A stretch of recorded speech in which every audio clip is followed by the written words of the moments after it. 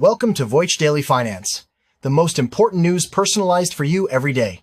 Supported by Voich.com. Today we're sharing 3 stories. First, President Trump's unprecedented firing of Federal Reserve Governor Lisa Cook will explain her lawsuit and how his nominee, Stephen Miran, could upend the Fed's independence before its critical September 16th meeting. Second, we're diving into the race for green steel. We'll explore why the green hydrogen dream is failing and how 2 startups, Boston Metal and Electra, are battling with wildly different technologies to decarbonize the industry. Third, discover why Nasdaq is proposing a new $25 million IPO minimum for Chinese firms, aiming to combat pump and dump schemes flagged by FINRA and sparking fierce retaliation from Beijing. The story begins with a decision that caught everyone by surprise. In an unprecedented move, President Trump announced he was firing a sitting Federal Reserve governor. That governor, Lisa Cook, is now suing to keep her job, arguing it was an illegal move to punish her for refusing to lower interest rates. The reason this is so explosive is that the Federal Reserve Act specifically states governors can only be removed for cause. Now, for cause has a very high legal bar, usually meaning things like inefficiency, neglect of duty, or actual criminal wrongdoing.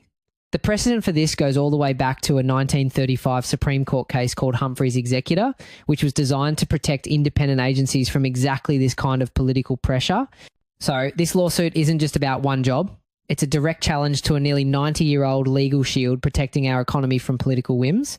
But that's not the whole picture. The real turning point is the president's nominee to fill another vacant Fed seat, his own economic advisor, Stephen Miran, who once wrote a paper arguing that a president should have the power to fire Fed governors at will. This isn't just political theatre, it's a high-stakes power play. The Senate is now fast-tracking Miran's confirmation hearing. With Republicans holding a majority, the stated goal is to get him seated on the board before the Fed's next critical policy meeting on September 16th. Now, get this, behind the scenes, the markets aren't just waiting for the meeting. Sophisticated high-frequency trading algorithms are passing every single news headline and political statement. They use advanced AI, like natural language processing, to gauge political risk and make trades in microseconds, trying to price in the instability before it even happens, which can create its own volatility. The core conflict is escalating. 2 other Trump appointees on the board already dissented against the Fed's decision to hold rates steady, preferring a cut. Adding Miran could decisively tip the scales, fundamentally altering the central bank's direction. And this idea of fundamentally altering the central bank isn't just theoretical. We have some very stark historical warnings. Look at Turkey, where political pressure to cut rates caused its currency to collapse and inflation to skyrocket past 80%. Or Argentina's history of political interference, which has led to recurring economic crises. We've seen this movie before in other countries, and it does not have a happy ending. This isn't a temporary appointment either. While Miran would initially serve a term ending in January, he could then be renominated for a full 14-year term, cementing this influence for over a decade. This all comes as the president has publicly berated Fed Chair Jerome Powell all year, trying to force the institution to slash rates. So this inside the Beltway drama directly impacts the long-term value of the dollar, your savings, and future borrowing costs. According to analysts at Oxford Economics, a less independent Fed would likely lead to aggressive rate cuts, but at the expense of higher inflation. Believe it or not, the consequences extend far beyond US borders. The US dollar is the world's reserve currency because of global faith in the Federal Reserve's stability and independence. When that's threatened, other countries get nervous. We're already seeing central banks quietly increasing their gold reserves, hedging against potential dollar instability. A loss of confidence could erode the dollar's dominance, meaning higher borrowing costs for the US government and a loss of American economic influence abroad. The battle lines are drawn over the very principle of an independent central bank. The question is no longer about a single nominee. It's about who truly controls the levers of the US economy and what happens to your money when that control shifts. What's often overlooked in all this is how the uncertainty also freezes the real economy. When businesses can't predict interest rates, they delay big plans.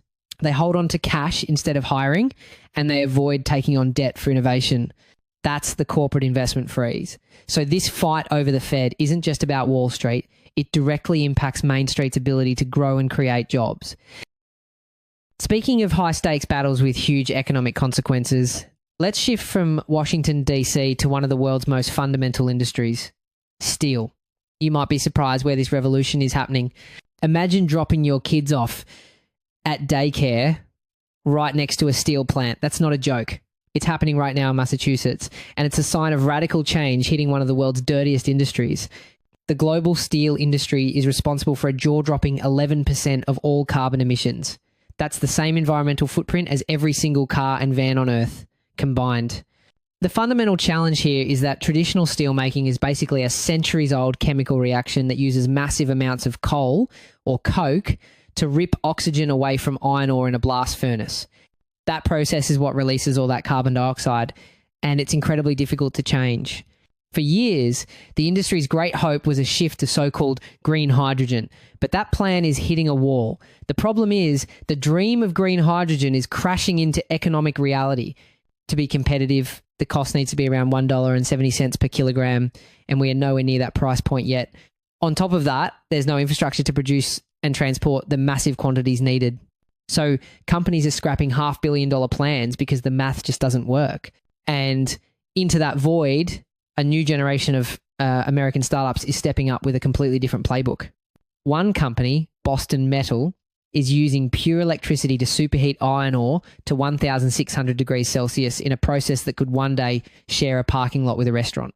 This is where the situation takes a more complex turn. Using pure electricity sounds amazing, but where does all that power come from? The truth is, our electrical grid is nowhere near ready. Research shows that producing just 1 ton of green steel this way requires about 4 megawatt hours of clean energy to electrify the entire US steel industry. We'd need a massive increase in renewable power and a huge upgrade to our national grid, which is already straining. And just as that seems like the solution, a competing startup, Electra, enters the picture with a process that's even more radical, doing the same job at just 60 degrees Celsius. Not 1,600, 60. It uses a low-temperature chemical solution to pull pure iron from ore, a method similar to how copper is made today. The situation presents a fascinating duality. Boston Metal's 1,600 degree process is incredibly fast, but also incredibly harsh, creating huge engineering challenges to keep equipment from melting. Electra's 60 degree process, on the other hand, is gentler on materials, which could make it cheaper and more durable. But the big question is, can it be efficient enough to produce steel at a massive scale? It's a classic battle of speed versus endurance. This is the new battleground for green steel. Super hot electricity versus low temperature electrochemistry. These startups offer a vision of a clean steel industry, but they face a monumental challenge to scale their technology globally. And that vision of a clean steel plant next to a daycare, we need to be careful. Even if you eliminate CO2, these new methods could have their own environmental baggage. The low temperature chemical process, for example, will likely produce large volumes of wastewater filled with leftover chemicals that need to be treated. So while the air might be clean, we have to ask what's going into the water. While tariffs under the Trump administration were seen as beneficial by some of these startups, the real headwind is time. As one analyst bluntly put it, we are running short of time for addressing carbon emissions. The question is no longer if steel can go green, but if these breakthroughs can win the race against the clock. That last story mentioned how US policy can play a role in industrial competition. Well, that theme of US China economic friction is front and center in our final story, this time on Wall Street.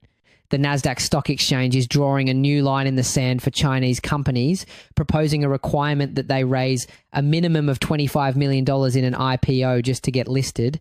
This move is a direct shot at a recent flood of tiny Chinese IPOs that have concerned regulators. In 2024 alone, 35 small China-based companies listed in New York, roughly double the number of US-based microcap listings. The concern is rooted in some pretty startling data. An internal review revealed that since August 2022, nearly 70% of its regulatory referrals involved Chinese companies, highlighting major worries over manipulation. And the issue goes beyond just the sheer number of listings. Nasdaq explicitly stated these listings pose greater risk due to the inability to take legal action against manipulative trading activities. One NYU law professor put it bluntly, saying the new rule reacts to IPO cases of pump and dump schemes. FINRA, the Financial Industry Regulatory Authority, had previously issued its own warning about significant unusual price increases shortly after the IPOs of certain small cap issuers, specifically naming China. These pump and dump schemes are, in fact, a masterclass in market manipulation. First, manipulators ensure a huge portion of the IPO shares, sometimes 90%, are allocated to a handful of foreign brokers. This creates an artificially small supply of stock for the public. Then, they use a network of nominee accounts to execute coordinated trades, rapidly driving the price up. To top it off, they often use social media scams, sometimes called pig butchering schemes, to lure unsuspecting investors into buying at the inflated peak. Once the price is sky high, the manipulators dump all their shares, the price collapses, and regular investors are left with massive losses. However, if you zoom out, you'll see another layer of strategy at play here. So the thing is, while Nasdaq presents this as a rule for market integrity, some experts see it as a subtle instrument of US geopolitical strategy. After all, it fits into a broader pattern of financial decoupling, where the US is using market-based rules to limit China's economic influence in American financial markets. Right on the heels of the Nasdaq proposal, Beijing announced it was slapping new punitive tariffs on some US optical fiber producers. The numbers are staggering. One American company, Draka Communications Americas, now faces a 78.2% duty on its exports to China. This followed a US decision to revoke a key authorization for TSMC to ship chip-making technology to its plant in China. One senior fellow at the Izias Yusof Ishak Institute said it best, China is saying, "We are prepared to fight fire with fire." He warns the current trade truce is just a temporary band-aid that could collapse at any time. This all begs the question, are we watching the opening shots of a new, more aggressive phase of the trade war? Interestingly enough, as the door to US markets closes for these smaller firms, they aren't just disappearing. They are heading to alternative markets like Hong Kong and Shanghai's Star Market, which are rolling out the red carpet to attract them. This is significant because it accelerates the creation of a self-reliant Chinese financial ecosystem, strengthening regional hubs and potentially reducing capital flow between the world's two largest economies for years to come. That's it for today on Voice Daily Finance. Follow, share, and stay tuned for daily updates coming your way tomorrow.